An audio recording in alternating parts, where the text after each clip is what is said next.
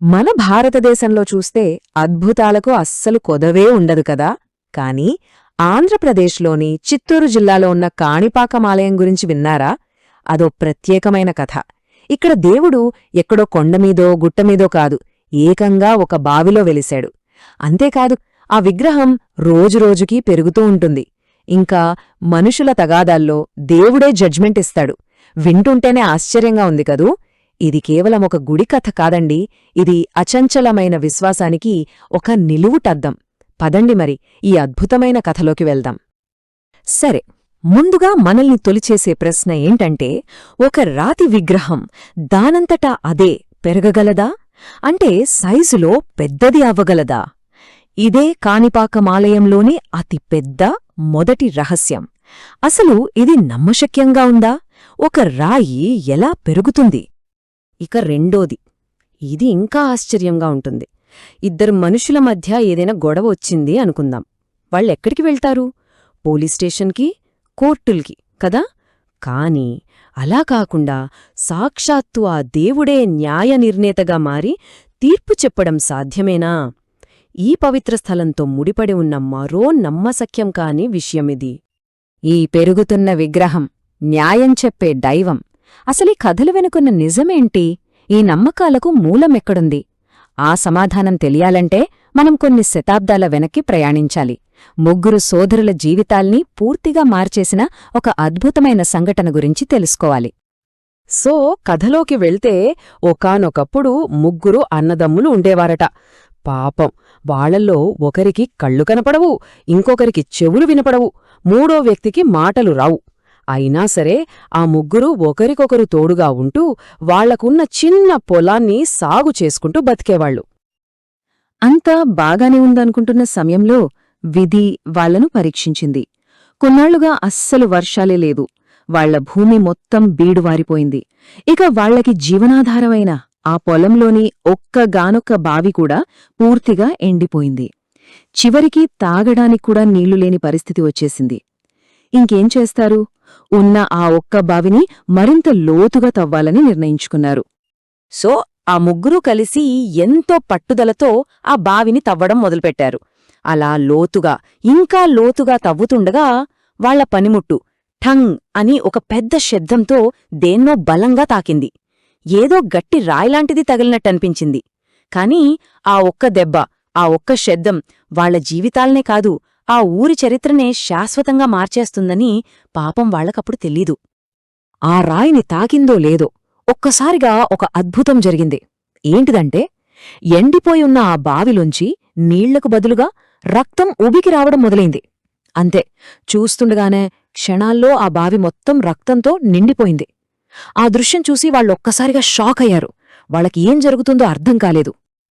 ఆ రక్తపు ఊటతో పాటు ఆ బావిలోంచి ఒక దైవిక శక్తి బయటకొచ్చి ఆ ముగ్గురు సోదరులని తాకింది. ఇంకంతే, అద్భుతం జరిగిపోయింది. ఆ క్షణంలోనే వాళ్ల వైకల్యాలన్నీ మాయమైపోయాయి. కళ్ళు లేని అన్నయ్యకి చూపొచ్చింది. చెవులు వినపడని తమ్ముడికి వినికిడి శక్తి వచ్చింది.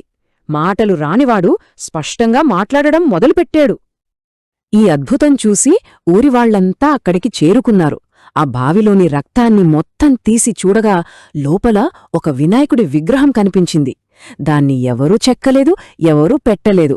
అది దానంతటా అదే భూమిలోంచి ఉద్భవించింది. అందుకే దీన్ని స్వయంభూ విగ్రహం అంటారు. స్వయంభూ అంటే సింపుల్గా చెప్పాలంటే మనుషులు తయారు చేయకుండా దానంతటా అదే వెలసింది అని అర్థమన్నమాట. చూశారా, ఆ ముగ్గురు సోదరుల కథ కేవలం ఒక పురాణగాథ కాదు. మనం మొదట్లో అడిగాం కదా, ఒక విగ్రహం దానంతట అదే ఎలా పెరుగుతుంది అని. దానికి సమాధానం ఇక్కడే మొదలవుతుంది. ఎందుకంటే బావిలో వెలసిన ఆ స్వయంభూ వినాయకుడి అద్భుతం ఆ రోజుతో ఆగిపోలేదు. అది రోజుకి ఇప్పటికీ కొనసాగుతూనే ఉంది. అవును, ఆ విగ్రహం ఇప్పటికీ పెరుగుతోంది. అవును, ఈ విగ్రహం నిజంగా పెరుగుతోంది అనడానికి మనకి కొన్ని స్పష్టమైన ఆధారాలు కూడా ఉన్నాయి. విగ్రహం దొరికిన కొత్తలో అది బావి నీటిలో పూర్తిగా మునిగిపోయి ఉండేదట. కాని సంవత్సరాలు గడిచే కొద్దీ స్వామివారి మోకాళ్ళు, పొట్టభాగం నెమ్మదిగా నీటి పైకి రావడం మొదలుపెట్టాయి. ఇప్పుడు చాలా స్పష్టంగా కనిపిస్తాయి. అంతేకాదు, ఓ 50 ఏళ్ల క్రితం స్వామివారికి చేయించిన వెండి కవచమొకటుండేది. అదిప్పుడు ఆయనకు సరిపోవట్లేదు. దీని బట్టే అర్థం చేసుకోవచ్చు ఆ విగ్రహం పెరుగుతోందని. సరే, ఈ పెరుగుతున్న విగ్రహం కాణిపాకం యొక్క సజీవ శక్తికి ఒక నిదర్శనం. కాని ఆ శక్తికి మరో రూపం కూడా ఉంది. అదే మనం మొదట్లో చెప్పుకున్న రెండో వింత. ఇక్కడ దేవుడు కేవలం పూజలు అందుకోవడమే కాదు, ఏకంగా జడ్జ్గా మారి న్యాయం చెబుతాడు. అందుకే ఈ ఆలయాన్ని ఒక దైవిక న్యాయస్థానం, అంటే ఒక డివైన్ కోర్ట్ అని కూడా అంటారు. ఈ ఆలయం సత్యప్రమాణం అనే ఒక చాలా శక్తివంతమైన ఆచారానికి ఫేమస్. ఎక్కడెక్కడో తిరిగి, కోర్టుల చుట్టూ తిరిగి కూడా పరిష్కారం కాని తగాదాలుంటాయి కదా, అలాంటి సమస్యలున్నప్పుడు ప్రజలు ఇక్కడికొస్తారు. వచ్చి స్వామివారి ముందు నిలబడి తాము నిజం చెప్తున్నామని ప్రమాణం చేస్తారన్మాట. అయితే ఈ ప్రమాణం చేయడానికి ఒక పద్ధతి ఉంది. ఫస్ట్ ఆలయంలో ఉన్న కోనేరులో పవిత్ర స్నానం చెయ్యాలి. ఆ తర్వాత ఆ తడి బట్టలతోనే నేరుగా గర్భగుడిలోకి వెళ్ళాలి. అక్కడ స్వామివారి ముందు నిలబడి నేను చెప్పేది నిజం అని ప్రమాణం చెయ్యాలి. ఆ తర్వాత దైవిక తీర్పు కోసం ఎదురుచూడాలి. అక్కడి ప్రజల గట్టి నమ్మకమేంటంటే, స్వామివారి ముందు నిలబడి అబద్ధం చెప్పే ధైర్యం ఎవరూ చేయలేరు. ఒకవేళ ఎవరైనా చేస్తే ఆ వినాయకుడే వాళ్ళని స్వయంగా శిక్షిస్తాడు. అందుకే ఆ భయం, ఆ భక్తి అవే అక్కడ అసలైన చట్టం. నిజం చెప్పాలంటే కోర్టులు, లాయర్లు, సాక్ష్యాలతో పనిలేని ఒక దైవిక న్యాయ వ్యవస్థ ఇది. అయితే కాణిపాకమంటే కేవలం ఈ వరసిద్ధి వినాయకుడి ఆలయమే కాదు. ఈ క్షేత్రం యొక్క గొప్పతనం ఈ ఒక్క ఆలయానికే పరిమితం కాలేదు. ఇది ఒక పెద్ద పవిత్ర ప్రాంగణం. ఇక్కడ ఇతర ముఖ్యమైన దేవుళ్లు కూడా కొలువై ఉన్నారు. ఇక్కడ ప్రధాన దైవం మన శ్రీ వరసిద్ధి వినాయకుడు. ఆయనతో పాటు శ్రీ వరదరాజస్వామివారి ఆలయం, శ్రీ ఆంజనేయ స్వామివారి ఆలయం, అలాగే నవగ్రహ మండపం కూడా ఇక్కడే ఉన్నాయి. ఇవన్నీ కలిసి ఈ క్షేత్రం యొక్క పవిత్రతను ఇంకా పెంచుతాయి.